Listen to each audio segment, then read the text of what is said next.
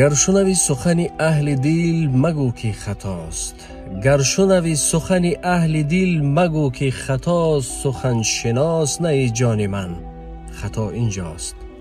درود خدا بر شما و به نزدیکان شما. همین کپکر کشیدن هم بی سبب نیست، پوشیدنش هم بی سبب نیست. خدا شما و نزدیکان شما را در پناهش نگاه دارد.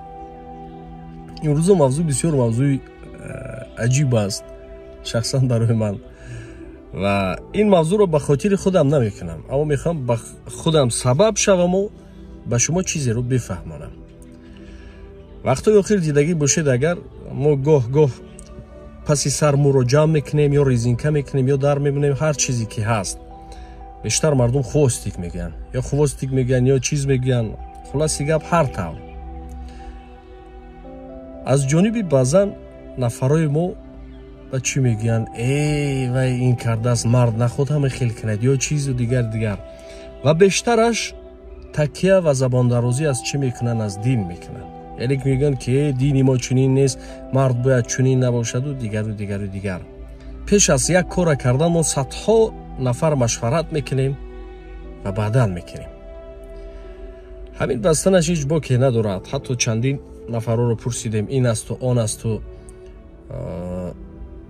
عادی‌ترین چیز بگفتند که در یک صورت خیلی موی سر ماندن همه میدونن سنت است، ثواب است، موی سر ماندن و نگاه داشتنش.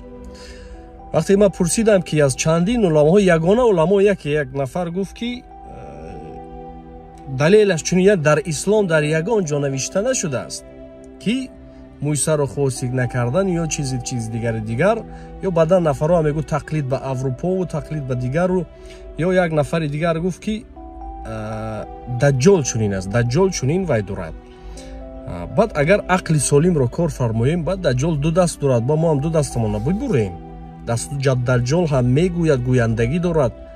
یعنی اینها دلیل های اساس نیستند. چرا؟ اگر نفرایی که برون از کشور رفتند، دولت های اسلامی و خصوصا مکه مدینه کسی رفته است، صدها هزارها میبیند در آنجا که چنین مویسر رو جمع کردن.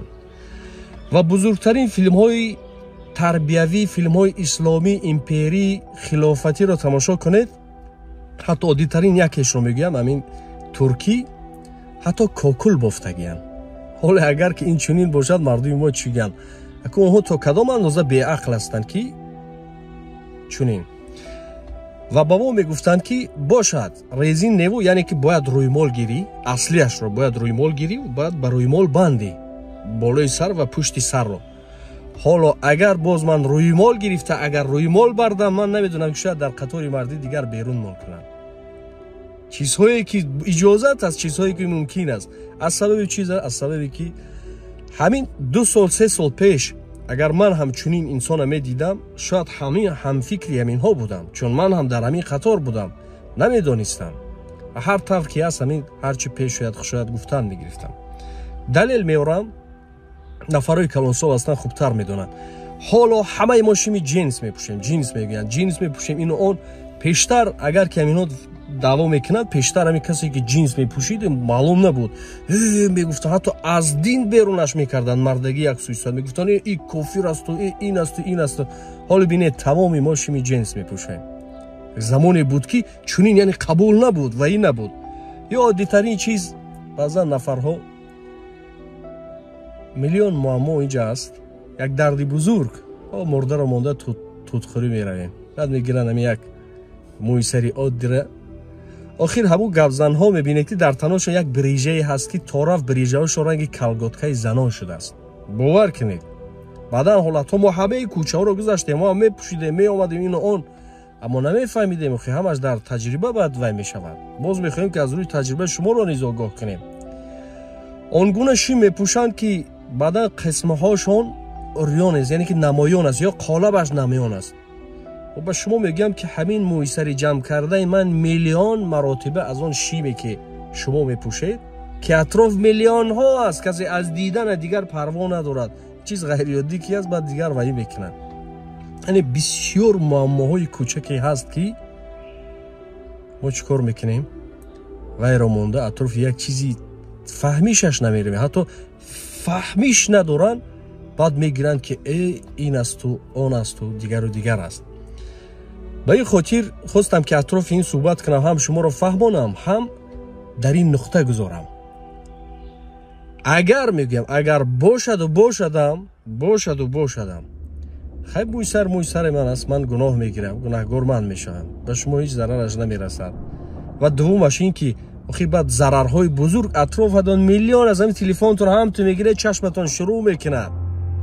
ва барои ин чиз накардам барнома ки яъне ки чизҳои бузург истода як дунболи чизҳои кӯчаке ки киро намекунад ва ин накунем. чандин нафарро медонам ки ҳатто мегуфтанд ки вай хостик дорад, чӣ хеле вай. охир бовар кунед, гап агар сари як чизе ки шумо агар инсонро ба як мӯйсар ҷавоб диҳед, инсонро ба як прическаву ба як ришу ба як чиз баҳо диҳед, пас ман даҳо маротибаи шумо дидори шумо надорам ва лозимии шуморо надорам ки вақте ки шумо сурати зебо намеояд ба кор, ҳарфе аз маънӣ агар дорӣ биёр. инсонро симояш ба ҷояш намегӯяд. инсон ҳар чизе ки дар дохилаш ҳаст. баъдан чизро ки инсон мекунад ҳамон зарур омадааст. шояд намедонам, паҳлӯҳои нозук дорад, хай зарур омадааст, ҳамин кора кардааст. кӯдак нест, ақли солим дорад, фикронӣ солим дорад ва сафедро аз сиёҳ ҷудо карда метавонад. ӯ хуб медонад чӣ бояд кунад ва дигари дигар.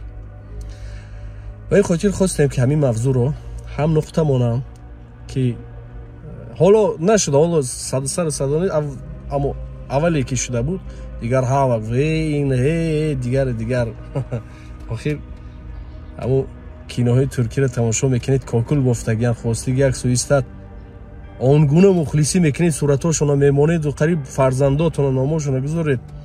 охир бегунапарастӣ дар дараҷаи аввал ҳастем. ҳар чизе ки дар наздамон ҳаст ҳамонро мебинем. бисёр гуфтанӣ доштам, доимо аз сабаби асабҳоям хароб аст. вақте ки баъд камераро гирён мекунӣ, баъд фаромӯш мекунӣ ва дигар аз хотир меравад. аз ин сабаб ин ҳамаш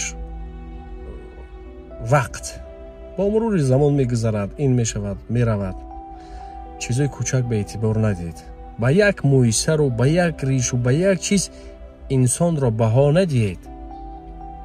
ки борҳо шунидем ки аз ҷониби дигар дӯстон мегӯянд ки ин шуда вай мӯйсараш хелӣ кара, вай чӣ хилчан хелӣ кара, дигар. охир мебахшеду баъзеи шумо ара ба бег пайваст карда наметавонед, ё ки фаҳмиши баъдан чизҳо надоред. ва аз ҳама боз душвор вазнитар аз ҳамин мӯйсари мо дида ҳамон ғайбати шумо ҳаст ки шарм надошта аксари мардум нишаста ғайбат мекунанд. чӣ рост асту, чӣ дурӯғ асту, чӣ ин асту, чӣ он аст. порчаи буд мегӯ макон ғайбат, агар ақлат тамом аст ки гуфтори ту дар ғайбат ҳаром аст. агар айби ту гардад бар ту зоҳир, ба айби кас куҷо пардозӣ охир. худамон миллион айб дорем ва буз як чӯбча дар дастамон айб кофта мегардем ки куҷо як айб ёбем, гап занем, ғайбат кунем, чорта чақчақ кунем. худо шумо ва наздикони шуморо дар паноҳаш нигоҳ дорад. ростӣ ҳар чӣ мекунем, чӣ навор аст, чӣ либоспӯшӣ аст, чӣ прическа аст, чӣ ҳар чӣ ки аст, ҳамонро кардем. донед ки ҳамон чиз зарур шуд, ҳамон чиз хай барои мо зарур шуд. шояд баъдан нодуруст боша, аммо мо ҳамонро таҳаммул мекунем, аммо аз як тарафи дигар шояд барои мо ҳамон чизе бидиҳад. аз ин сабаб ба чизҳои кӯчак дода нашавед, ба чизҳои кӯчак баҳс накунед ки ҳар чиро ҳаст. бузургтарин чиз парвардигор барои мову шумо дода аз ин ақл аст. пеш аз як чиз гуфтан каме ҳам бошад ӯро истифода баред. агар ин набошад, лоақал аз ягон кас пурсон бишавед. ки бештар бибинем дар комментариҳо ин мавзӯи мо не, бо дигар мавзӯъ ҳаст ки надидану надониста фатво медиҳанд, гап мезананд, ҳукм мебароранд. ҳар чӣ ки хоҳанд бекунанд, ҳар чӣ ки хоҳанд мегӯянд. охир баъдан ҳолатҳо ҳаст ки ҳар чӣ ки гуфтед вая бояд ҷавоб бидиҳед. аммо кам астанд нафарое ки мегӯянд ҷавоб намедиҳанд. худ ро эҳтиёт кунед, фарзандони худро хуб тарбия кунед ва аз мо пурсон шавед. мо омодаи филм хатиёвора ҳастем. бештар савол мекарданд кай филм меборад, кай филм. сарусема нашавед. бо вақту замон чизе шавад ки шумо сар боло карда гардед. салому алайкум.